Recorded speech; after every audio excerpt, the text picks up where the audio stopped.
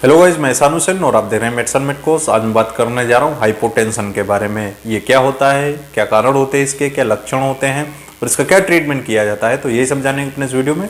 तो वीडियो को पूरा देखें। तो सबसे पहले जान लेते हैं हाइपोटेंशन होता क्या है।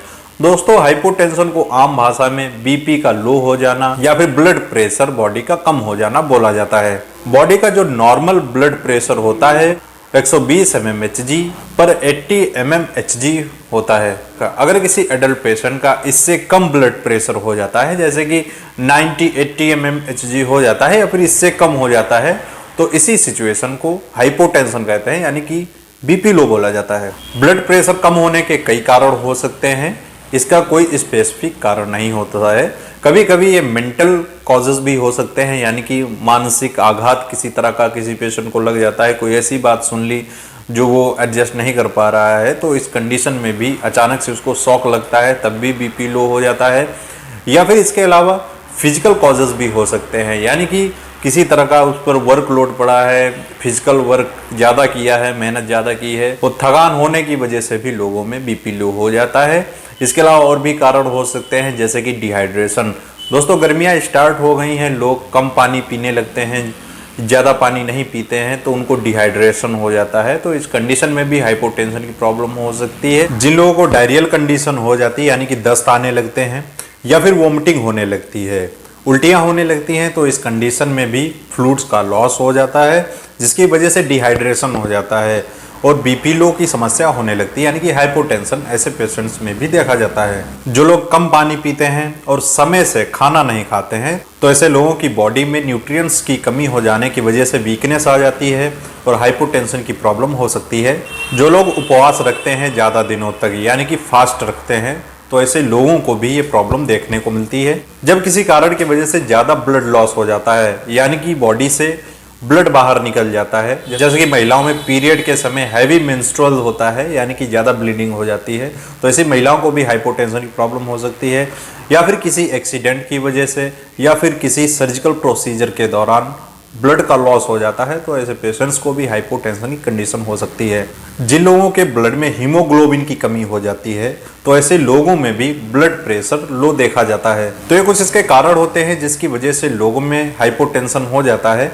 तो जान लेते हैं इसके सिम्टम्स के बारे में, इसके क्या लक्षण दिखाई देते हैं। दोस्तों, ऐसे पेशेंट्स को थकान लगती है, कमजोरी लगती है, चक्कर आने लगते हैं, पेशेंट खड़ा भी नहीं हो पाता है, कोई काम नहीं कर पाता है, उसके साथ में नौजिया एंड वोमिटिंग होने लगता है, यानी कि मितली लगती है और उल्टियाँ भी होती हैं, सर में तेज दर्द होता है, कभी कभी फीवर भी आ जाता है। जिस पेशेंट का लो ब्लड प्रेशर हो जाता है, आप उसके चेहरे को देखकर पहचान सकते हैं, उसका थका थका सा चेहरा आपको महसूस होगा, नर्वस होगा, सुस्त दिखाई देगा।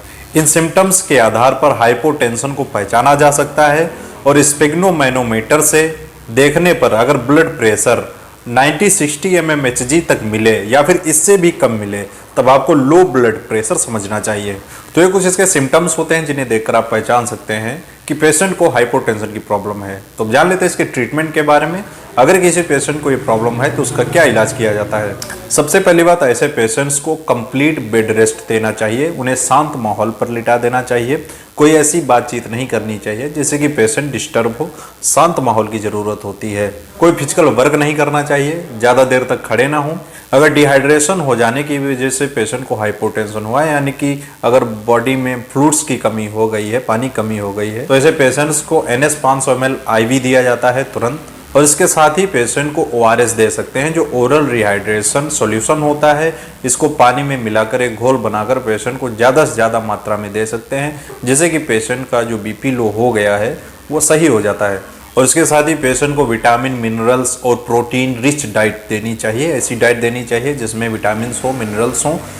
और इसके साथ में कैप्सूल्स मल्टीविटामिन के आते हैं, टैबलेट्स आती हैं, सिरप आती हैं, तो ये भी दे सकते हैं। पेशेंट को न्यूट्रिएंट्स मिलेगा तो उसका बीपी नॉर्मल हो जाएगा।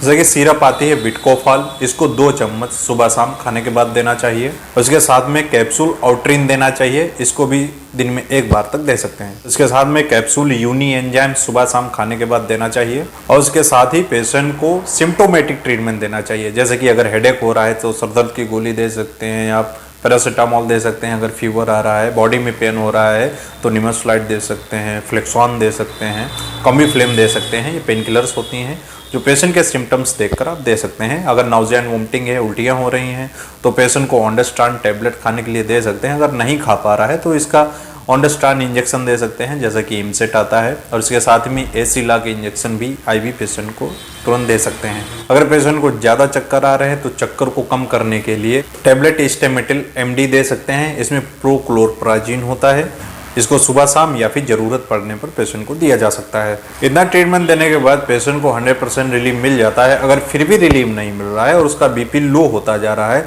तो पेशेंट को तुरंत डोपामाइन का इंजेक्शन देते हैं, और इसके साथ ही पेशेंट को हायर सेंटर फर्दर इन्वेस्टिगेशन के लिए रिफ़र किया जा सकता है कि क्या कारण है इतना ट्रीटमेंट देने के बाद भी पेशेंट को रिलीफ नहीं मिल रहा है। तो दोस्तों आज के लिए इतना ही। आपको समझ में आया होगा हाइपोटेंशन क्या होता है, क्या कारण होते हैं इसके, क्या लक्षण होते हैं और इसका क्या ट्रीटमेंट होता है। अगर आप किसी और बीमारी के बारे में जानना चाहते हैं, किसी और मेडिसिन के बारे में जानना चाहते हैं तो कमेंट करके बता सकते हैं। इंस्टाग्राम पर मुझे फॉलो कर सकते हैं और मैसेज कर सकते हैं। और होप दोस्तों आपको वीडियो पसंद आएगा तो इस वीडियो को लाइक करें, चैनल पर नए सब्सक्राइब जरूर कर लें और बेल आइकन को प्रेस कर लें, जिससे इन्फॉर्मेटिव रोज आपको हमेशा मिलते हैं।